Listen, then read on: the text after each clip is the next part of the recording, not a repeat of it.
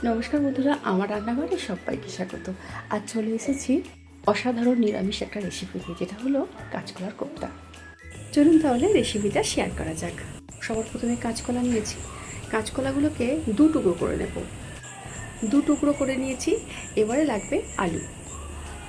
তারপরে কাঁচকলাকে আর আলুকে ভালো করে লবণ হলুদ দিয়ে প্রেসার কুকারে সেদ্ধ করে নেব।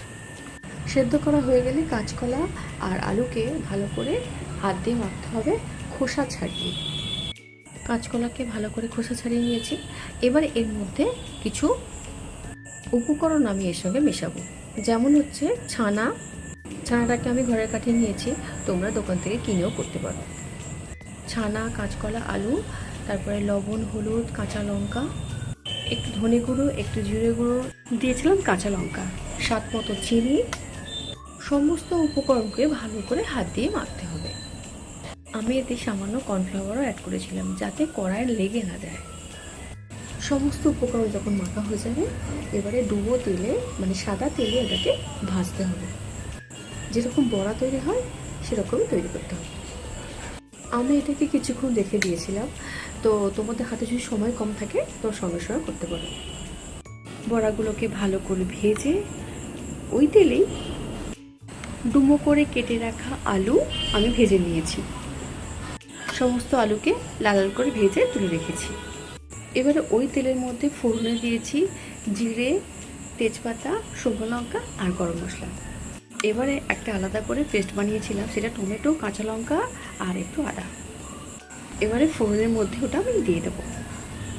ভালো করে যখন কষানো হয়ে যাবে, ওর মধ্যে জল দিয়ে দেবো আর ভেজে রাখা আলুটা দিয়ে দেবো। আলু যখন সেদ্ধ হয়ে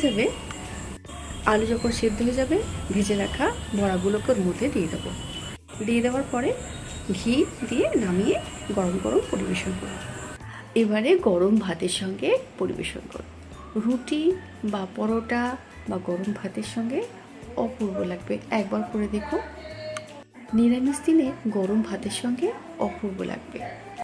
সুন্দর লাল লাল করে ভেজে নিয়েছি। যেহেতু কাঁচকলা পরিমাণটা একটু বেশি ছিল, সেহেতু ছানাটা আমার দেড়িটার মতো লেগেছে। আলুটাকে সুন্দর লাল লাল করে ভাজতে হবে। এবারে যে কোনো জিনিসকে ভালো করে না ভাজলে সুন্দর খেতে হয় না। এবারে এর মধ্যে আমি গুঁড়ো মশলাগুলোকে অ্যাড করেছিলাম। এর মধ্যে দেওয়া আছে ধনে গুঁড়ো, জিরে গুঁড়ো, হলুদ গুঁড়ো, রঙের জন্য কাশ্মীরি লাল লঙ্কার গুঁড়ো। আগে থেকে জলের মধ্যে গুলে রেখে দিয়েছিলাম, যাতে সুন্দর কালার আসে। সমস্ত বড়াগুলো যখন ভাজা হয়ে যাবে, ওই তেলের মধ্যে দিয়ে দিয়েছি একটু জিরে,